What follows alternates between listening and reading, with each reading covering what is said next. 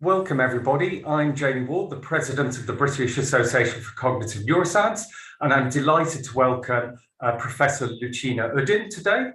Lucina directs the Brain Connectivity and Cognition Lab at UCLA, where she is a professor, and she is also a co-director of the Center for Cognitive Neuroscience Analysis. So she'll give her presentation. I will monitor the feedback on the chat, and hopefully we'll have time to ask her some questions at the end. So Lucina, I'd like to invite you to share your screen, please.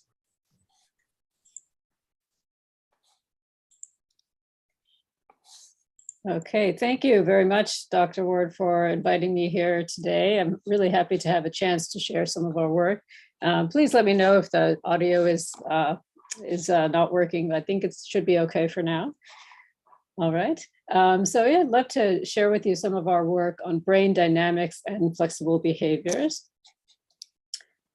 For many years, we've been very interested in how the brain helps us do things flexibly every day. So we're really interested in this in the context of neurodevelopmental disorders like autism spectrum disorder, for example, where children often have this insistence on sameness, wanting to do the same activities in the same way, or perhaps wear the same pair of socks or same items of clothing.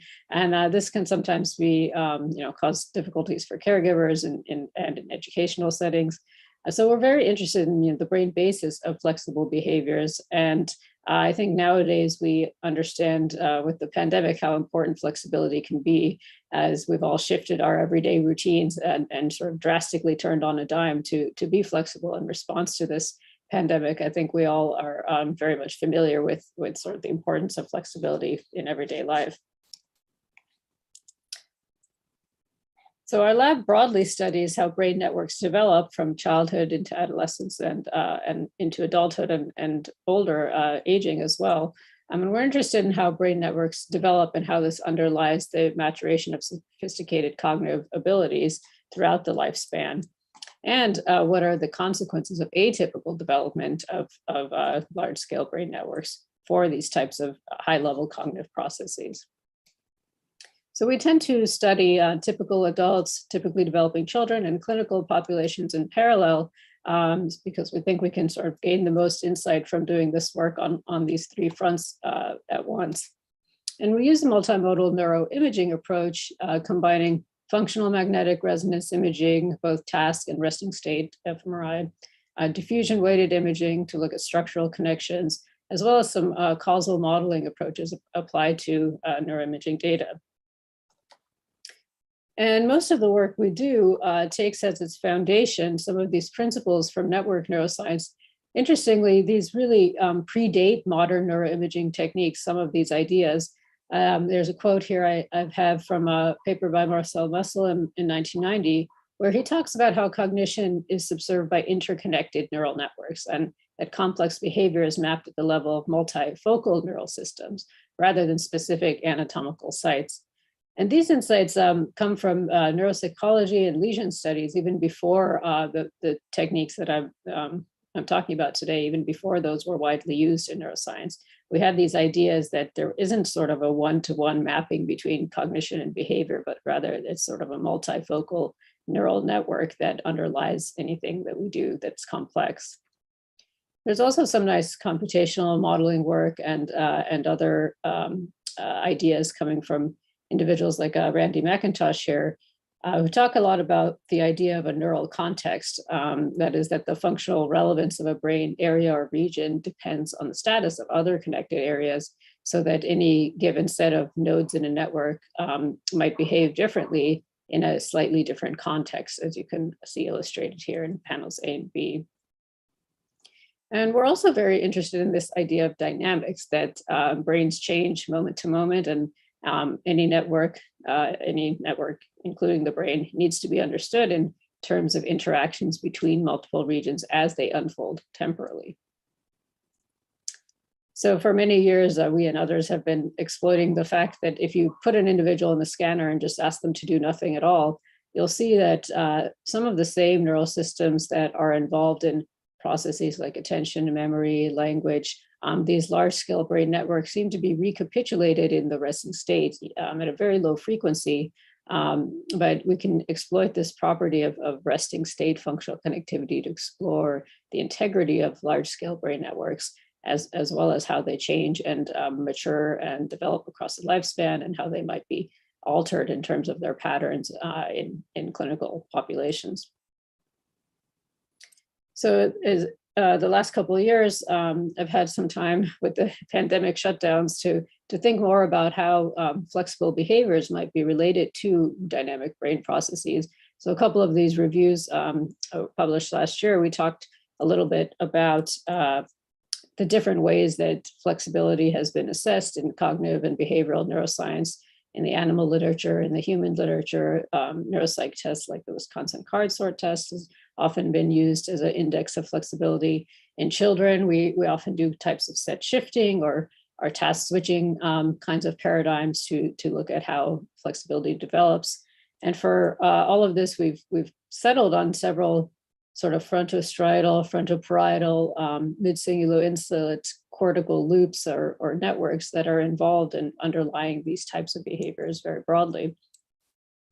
What's of interest, of course, is that flexibility deficits can be seen across the lifespan in a range of clinical conditions, from neurodevelopmental disorders such as autism and ADHD through things that have a more midlife or adolescent onset, like depression and anxiety, OCD, schizophrenia in sort of young adulthood. And in late life neurodegenerative diseases, you also see excess cognitive rigidity. And so flexibility is something that can be impaired at multiple points along the lifespan and in multiple clinical conditions. So we've really sort of tried to hone in on what the specific networks and systems are that enable these behaviors.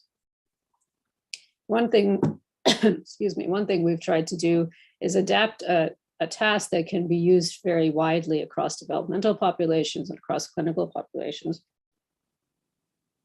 So we took this, what's known as the flexible item selection task that was originally developed in the developmental psychology literature.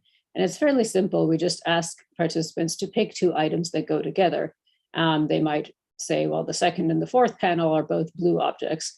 And then you would ask, well, pick two other items that go together in a different way. And they might say, well, the third and the fourth are both rabbits. I believe they're rabbits. And then you might ask for another selection. So pick another set of items that go together in some way. And they may say, well, the first and fourth cards both are showing one item. So there's different dimensions, number, shape, color, size that items can be matched on. And so this has been psychometrically validated, and we see age-related changes in performance. But when it hadn't been done in the scanner in terms of in the MRI environment. So we developed a control condition where participants are just asked to press the buttons that are highlighted. So they may just follow along essentially with the stimuli here. And a graduate student of mine at the time, Dina Dejani, took a lot of effort to develop this task and test it in the scanner, run adult participants on this study, did a lot of validation to see if the behavioral performance inside the scanner was matching that you would see outside the scanner, and did a lot of work on the efficiency metric, which is a combined reaction time accuracy index of how well individuals perform on this task. And it turns out that, as one might expect, there's really robust activation in lateral frontoparietal regions, cerebellum and basal ganglia, and anterior cingulate and insular cortices, as you can see, strongly activated here in the flexibility trials compared to the control condition. Now, these areas are, sort of not selective for flexibility, as it were. As you can see, if you look at different components of executive function in a meta-analytic approach, you could see that any study that uses the term shifting tends to activate these similar brain regions, as well as in the working memory literature, the term updating is associated with activation in these regions, as well as inhibitory control or inhibition very much activates some of these same brain regions. So we do see these as sort of domain general executive function areas of the brain. In some of our work, we've tried to estimate causal connections between these different brain regions as they relate to performance on this task. and in an approach called group iterative multiple model estimation developed by Katie Gates at the University of North Carolina. She has an approach that uses a structural equation modeling framework to look at relationships between a user-defined set of regions of interest in the brain. And we use this modeling approach to find that the inferior frontal junction seems to be more sort of uniquely activated in a flexible item selection context. And the other sort of brain regions seem to be kind of downstream of that initial activation. So we've started with this test in order to develop something that we think we could ask children to do, and in turn we could study clinical populations as well with flexibility deficits. And much of a different arm of work in our lab uses different measures to look at network flexibility across the lifespan.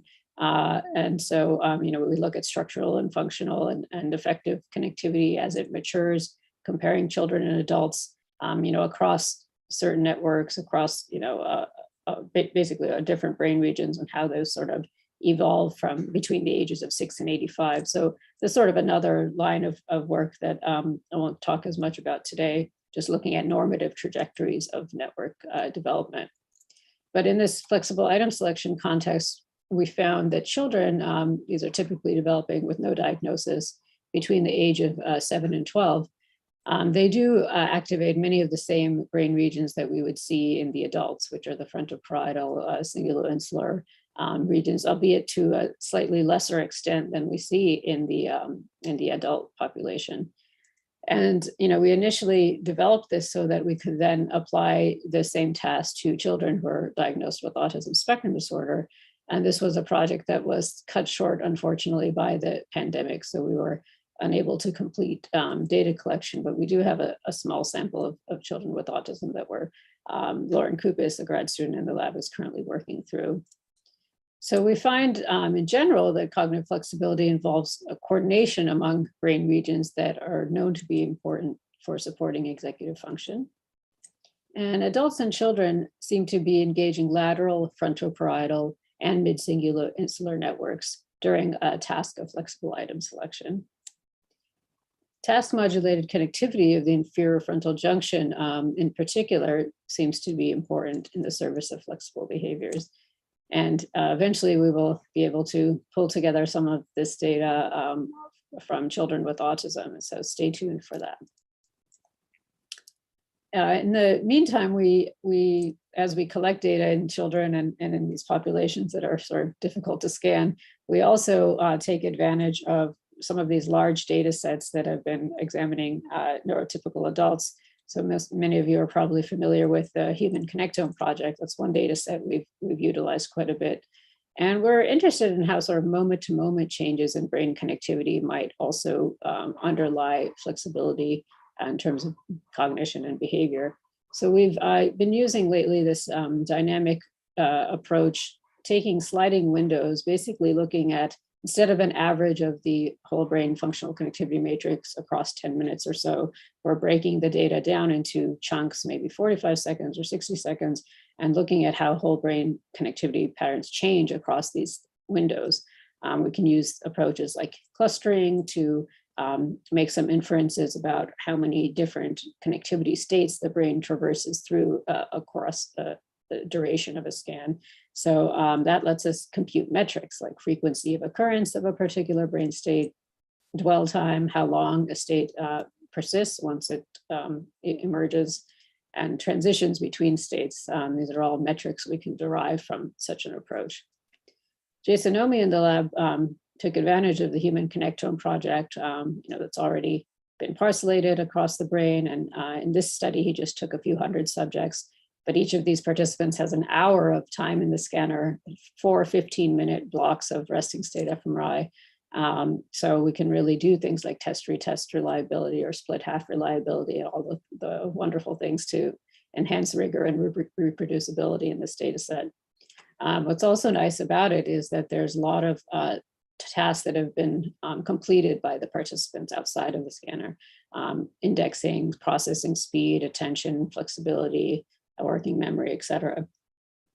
So what he found was that participants tend to cycle through about 5 states that, that look like they're basically some of which are more frequently occurring, as I've put here on the left, and some of which are very infrequently occurring, as I've put here on the right. And those more frequently occurring states are sort of attenuated connectivity across the whole brain, whereas less frequently you see very strong correlations across brain regions. And what was interesting is when you look at the behavioral measures, those participants who spend or who show more occurrences of the state 1 and less of 5 have better working memory performance. And those that show more occurrences of state 2 and less of state 3, for example, here show higher performance on the Wisconsin card sort task of cognitive flexibility. So this suggests that, yeah, even looking at the resting state, that greater cognitive flexibility at the behavioral and cognitive level seems to be associated with the propensity of for an individual to occupy more frequently occurring brain states or configurations that are characterized by attenuated correlations between areas and greater functional connectivity variability.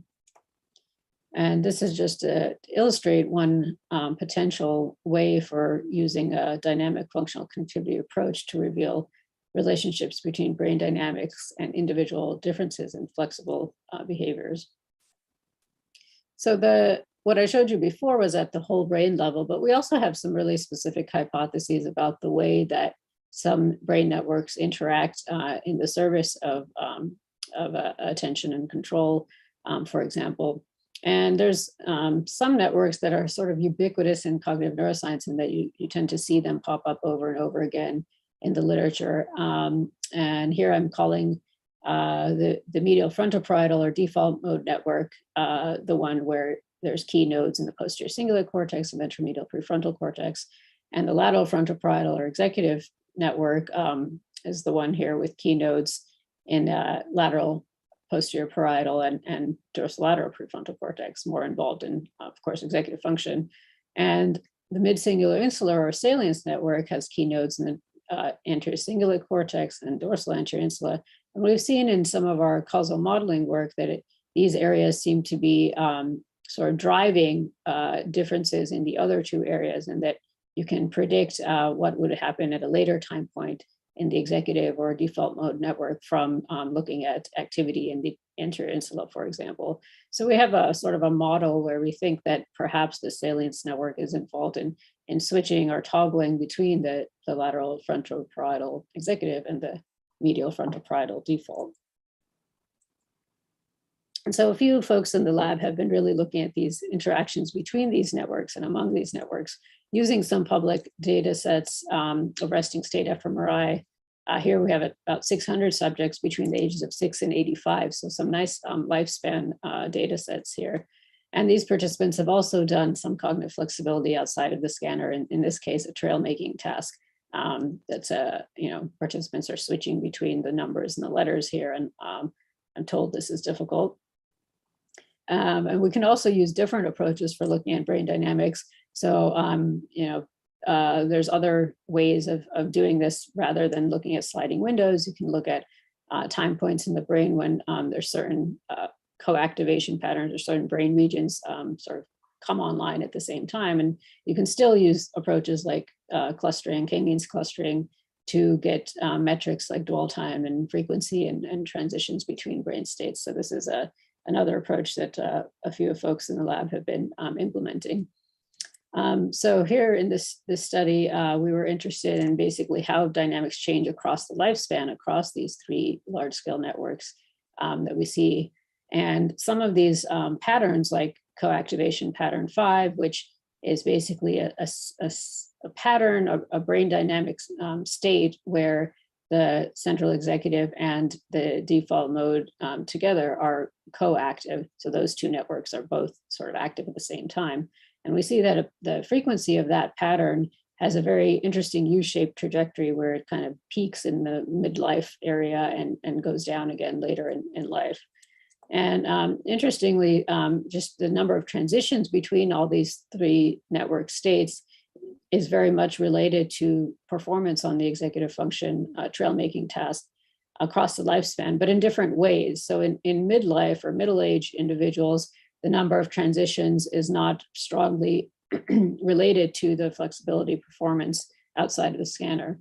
However, in young individuals and those late in life, the number of transitions between brain states is positively correlated with performance on the task. So it's as if that kind of brain switching dynamic in early life and late life is quite important for the performance, but not so much in midlife. So this is suggesting that the frequency of coactivation patterns involving lateral, executive, and medial sort of default networks changes across the lifespan, and that overall transitions between these network states supports cognitive flexibility, but in different ways at different stages of the life. We see differences in early life versus late life and midlife. And because I focus so much on insular cortex in some of these projects, we want to take maybe a little side detour into thinking a little bit more about this really complex and interesting brain region. So of course, the insular cortex is tucked into the Sylvian fissure here. And in neuroimaging studies, it often shows up in tasks involving emotion or affect, empathy, and pain, of course, very strongly activates insula. But you also see the topics of subjective awareness, interoception, somatosensory. All of these processes very much engage insular cortex as well. In addition, conflict, switching, attention, inhibition, all these high-level control types of processes seem to also engage the insular cortex. So it's one of those regions that seems to be doing a little bit of everything or involved in almost everything.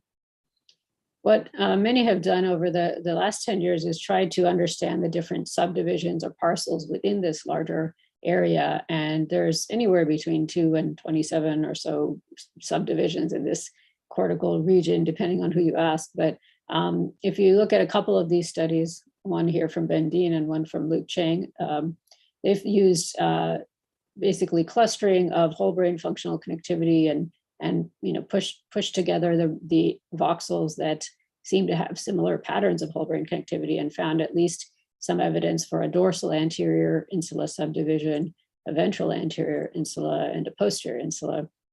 So this is at least one parcellation that's been seen in a couple different studies.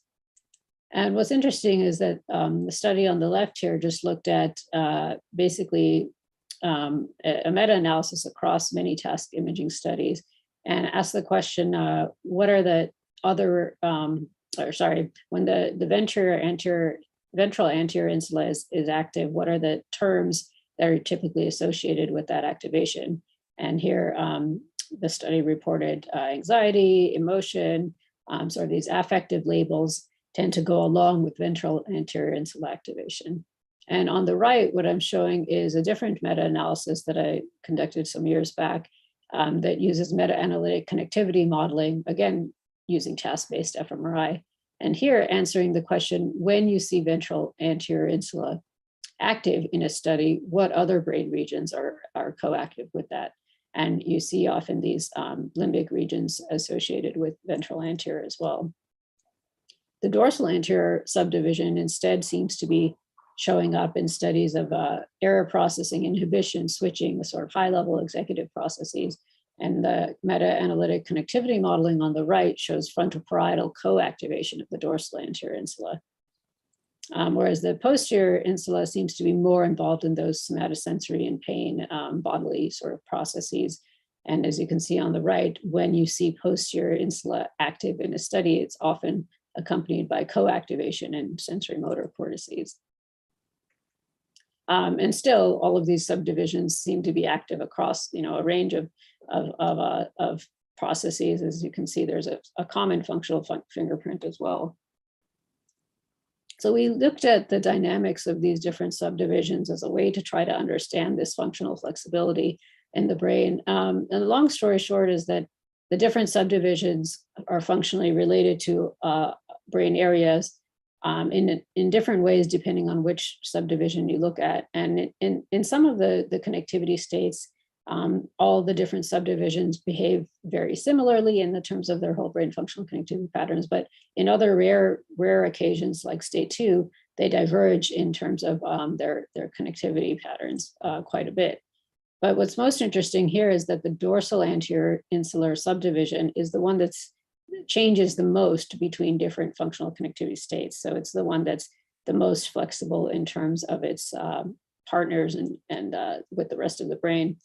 And we think this is really interesting because years ago when we started using causal modeling to look at the relationships between the dorsal anterior insular hub of the salience network and the other networks, we found that it's really the dorsal subdivision that seems to be driving the activity of other networks, and more so than the ventral and the posterior insular subdivisions. So Will Snyder, who was a undergraduate student working in our lab and is now, I think, I believe he's at Cambridge, so he's over there in the UK working on his PhD. He was actually very interested in these regions and how they change across the lifespan, and was able to take advantage of the same data set of 600 subjects to do this, and basically found that this insular and ACC network shows dynamics essentially in terms of how it relates to the rest of the brain. And there's one relationship or one state in particular where the network is sort of disconnected from other brain regions. And across the lifespan, it's that stage 4 of the salience network that shows this different U-shaped trajectory where that particular connectivity state is more present in early life and less so in midlife, and then comes up again later in life. There's actually a lot of different findings in this study, but I'm just giving a snippet of some of the interesting things he found.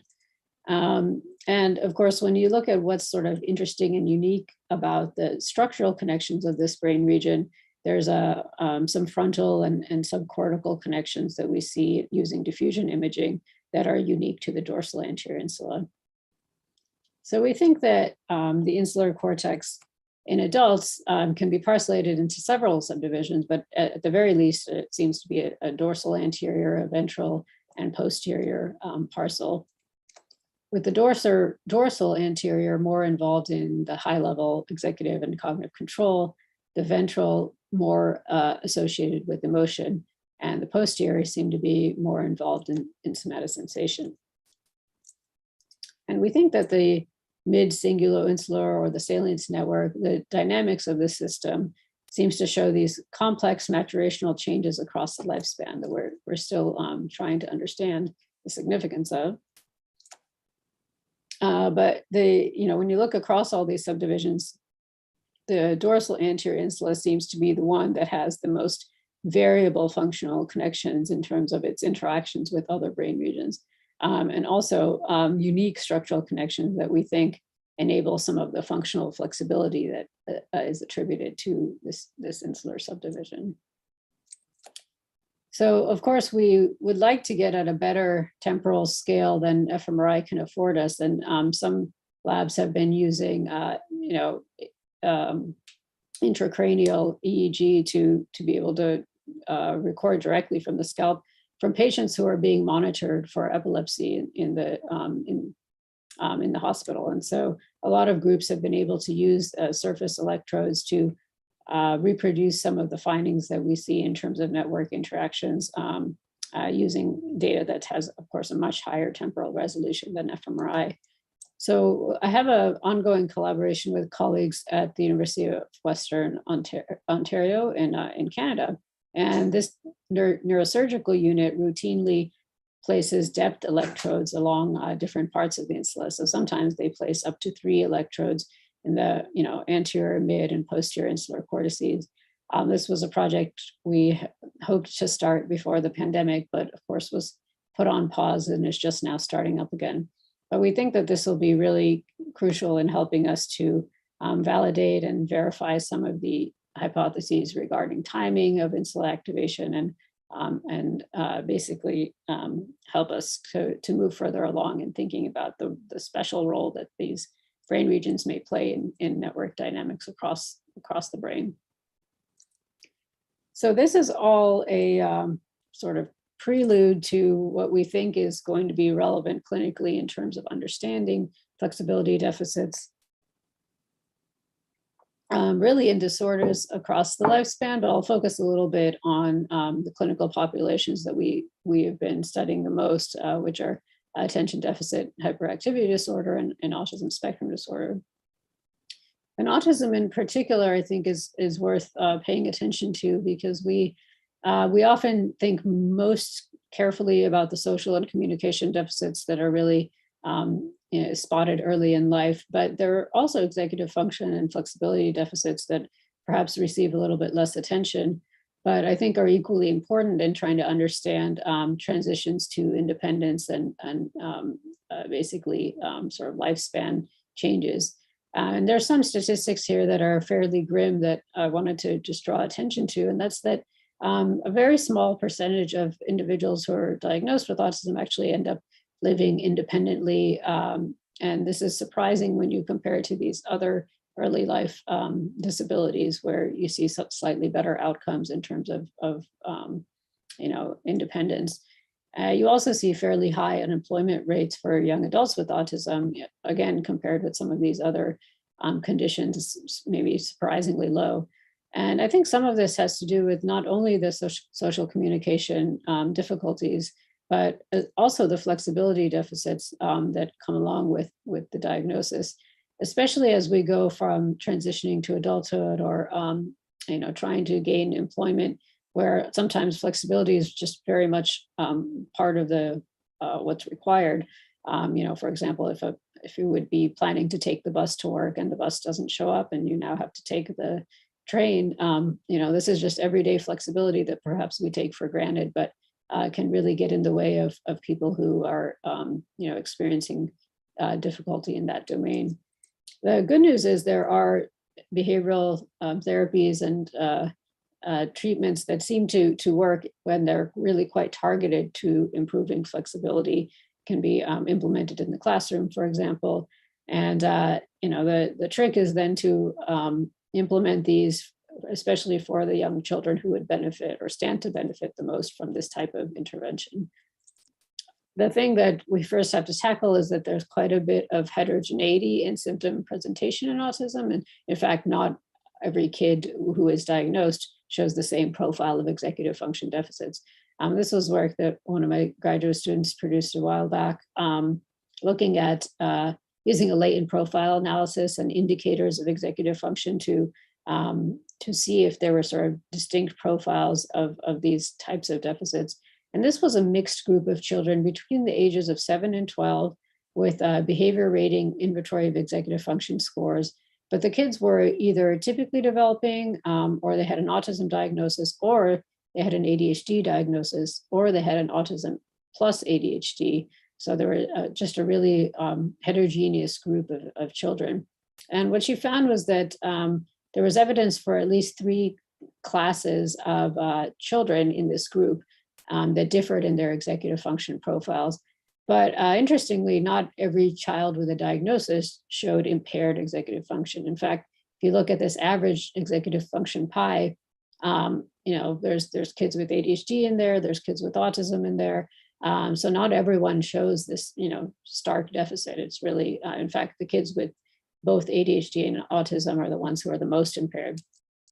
So another undergraduate in our lab, Adriana Baez, replicated this finding of 3 executive function classes in a group of data, in a data set that we collected in our own lab that was just children with autism and typically developing kids. But again, the average group, the average executive function does have a lot of kids with autism in the group. So it's not the case that everyone across the board who has an autism diagnosis is going to necessarily show executive function deficits. So one of the first things we started to test was whether there's individual differences in brain dynamics that might be related to these differences we see in some children with autism and not all children. Then the first thing we tested was whether something as simple as a number of transitions between brain states differed in those diagnosed. And this was something Jason Nomi did in the lab using the autism brain imaging data exchange and the sliding window approach I introduced earlier. And he did, in fact, find some evidence that those with the autism diagnosis showed fewer transitions between brain states compared with the typically developing individuals overall. sort of just as we predicted. Emily Marshall, another graduate or undergraduate student in the lab, followed up with, instead of the whole brain approach, looking specifically here at the insula and the intercingulate or the salience or midcingulo-insular network, and looked at the dynamics of this system using coactivation pattern analysis, CAPS. And she did find that there was one pattern that involved coactivation among all the networks pictured here that occurred less frequently in kids who were diagnosed with autism compared to typically developing kids. So there was sort of one brain state that didn't appear quite as often in the children who were diagnosed. This is 7 to 12-year-olds again, a fairly large sample. And we also had some folks in the lab, Bryce Dirks here, who were looking at not just the resting state dynamics, but also the task-related dynamics of among these brain regions. And what he did was we had children doing a fairly easy task in the scanner, and it was designed to be a set shifting task where in some blocks, children are shown basically 3 objects, and they're asked which one is different. And in some cases, there's 2 circles and a square, so the child would say, well, the square is the one that's different. And then in other blocks, the color blocks, they would see 3 circles, for example, 2 would be gray and 1 white, and they're asked to say which one is different. And they would say, well, the white one is different. So it's a fairly easy task, but when it gets more difficult is in these mixed block conditions where you have either the one object differing on shape or one object differing on color, and we're switching back and forth between color and shape trials. So it did, in fact, end up being an easy task, but it was meant to be a little bit of a flexibility challenge. And it turns out that if you look at the coactivation patterns between the 3 networks I've been focusing on, basically the central executive, default, and salience, or as I've labeled them here with anatomical terms. But if you focus on these 3 networks and the sort of dynamics among them, you can see there's some, times when one of the networks is more active, and sometimes 2 of them are coactive together, and sometimes all 3 of them are, like in CAP4, for example. What we found is that in a task like this, this particular task, kids with autism are doing just as well as typically developing kids. But if you look at the frequency of coactivation pattern 1, it shows that by the end of the task 4, by the 4th time they've done this task, the kids with autism are engaging that coactivation pattern more than the typically developing kids. So the kids with autism are basically, relying more on the executive networks to complete the task at the same level of behavioral performance. So this just suggests to us that dynamic functional connectivity approaches can give us a window into atypical patterns of brain dynamics in prevalent neurodevelopmental disorders that are characterized by cognitive inflexibility, such as autism spectrum disorder. And the extent to which we can look at brain dynamics that underlie individual differences in flexible behaviors, across the lifespan and across different conditions is something that we're currently actively investigating. So the goal, of course, is to understand these sort of brain systems underlying flexible behaviors in a way that helps us tailor treatments, understand individual differences, and hopefully work towards helping children with autism and other children with flexibility deficits to focus less on working or wearing a particular item of clothing and more with focusing more on their interactions out in the world. So here I'd like to just acknowledge my lab, who did all of the analyses and all of the great work that I was able to share with you today. And on the right is my collaboration network, which continues to grow and is really essential for helping us to do this type of work. We sort of can't do it alone. And of course, the funding agencies, including National Institute of Health and the Canadian Institute for Advanced Research, and colleagues over the years have been involved in these projects, including those at Stanford University and New York University, and of course, some individuals from different parts of the world. I guess I can't name everyone today, but they've all been essential in helping us move this work along. And I wanted to just end by putting in a plug for this call for a special issue, so papers that we're accepting right now. So Aran Zaidel was my graduate advisor when I completed my PhD and passed away this summer. And we'd like to put together a special issue commemorating his life work on hemispheric specialization and interhemispheric interaction. So anyone in the audience who's working on this topic, please feel free to inquire and to submit your papers to the special issue of Neuropsychologia. And this is my email. This is Santa Monica, where I'm now happily living. And I'm very happy to, if there's time, to entertain any questions and go into anything in more detail. Thank you. Thank you so much, Lucina. This is really fascinating. It's so impressive, the breadth of research that you do, the number of groups you work with, and it's so challenging working with people across the lifespan and these clinical conditions.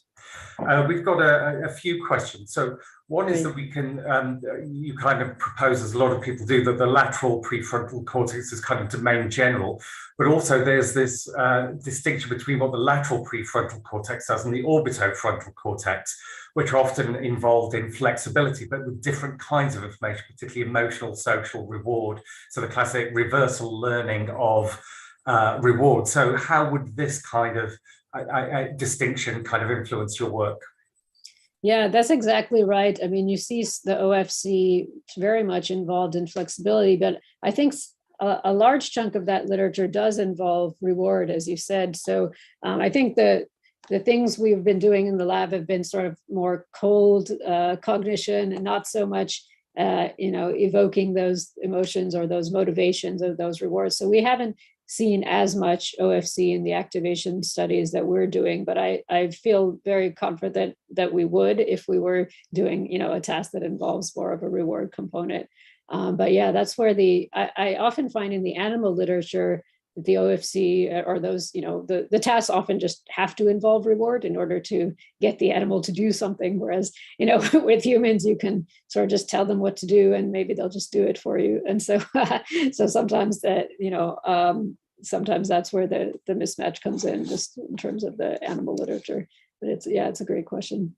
And maybe the insular is kind of a hub that connects these two different domains together, or less the insular is kind of parcellated in that way as well. But yeah, somehow these domains have to talk to each other, otherwise your behavior is going to be pulled in two directions. So, right. With regards to autism, so again, you could imagine autism as kind of more cognitive inflexibility. A lot of the kind of characterization of autism is a not liking change, which is quite different from an inability to change. And often this is kind of, for example, in the predictive coding, it's about not being able to predict new environments or finding the idea of novelty frightening, I suppose. And what's your kind of take on this? Are these multiple deficits? Is one more primary than the others? Is one a kind of a primitive, kind of early development, and one a kind of mature state? I don't know. Yeah, no, that's a great question. I mean, I would have to imagine that, yes, if there was, I do like the predictive coding frameworks and models. I think they explain quite a bit. And, if there are sort of, difficulty forming priors and things like that, then I can imagine being resistant to change because it's just so hard to then, cope, right? If things are just so unpredictable all the time. So for, like, as you alluded to, perhaps the just not wanting change as much as just a reaction to that, finding it so difficult to predict what's going to happen because of, of this predictive coding, difficulty. I mean, what we find in the laboratory is that often kids with autism do well on flexibility tasks when there's explicit instructions and very clear directions as to the goal and all of that. It's more of these, real life adaptive flexibility things where it's like, okay, I really need to find a different way to get to work today, where it's open-ended, that I think you see more of the challenges. So as you hit on, there's this big discrepancy between laboratory-based measures of flexibility in autism and real-life parent report, for example, or informant report, which says, no, they really have a hard time with this, even though they can do the Wisconsin card sort. That's sort of, so it is funny that you really have to probe flexibility on different fronts to get at which piece is the most difficult. Thank you. And with regards to the brain networks, so here is there a difference between having networks or states that are kind of uncorrelated, like a zero correlation, as opposed to an anti-correlation? So that, for example, there's some work by Rebecca Sachs showing that developmentally, most things are kind of positively correlated or between 0 and +1. And then over time, you've got correlations that go from kind of +1 to -1. And it's these anti-correlations that seem to kind of emerge. But what are, I guess, the kind of behavioral, do you see this, and what are the behavioral consequences of this?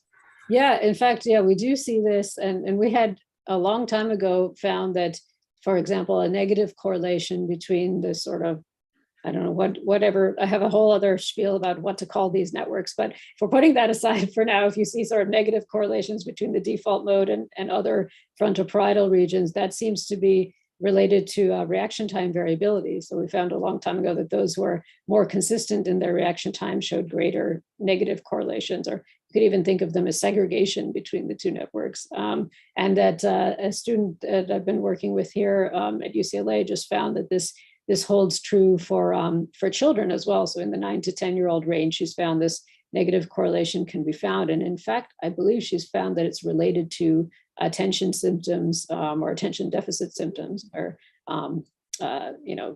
you're sort of better off if you can be more segregated in that age range.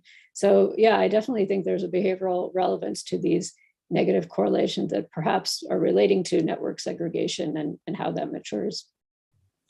Okay, and a question kind of out of the left field here is, what kind of advice would you give to early career researchers in cognitive neuroscience? What are your top tips? Oh boy, it's so hard to come up with anything useful to say. I usually tell people, don't take anybody else's advice, because your own situation is so unique and you have your own preferences and your own skills and your own deal breakers.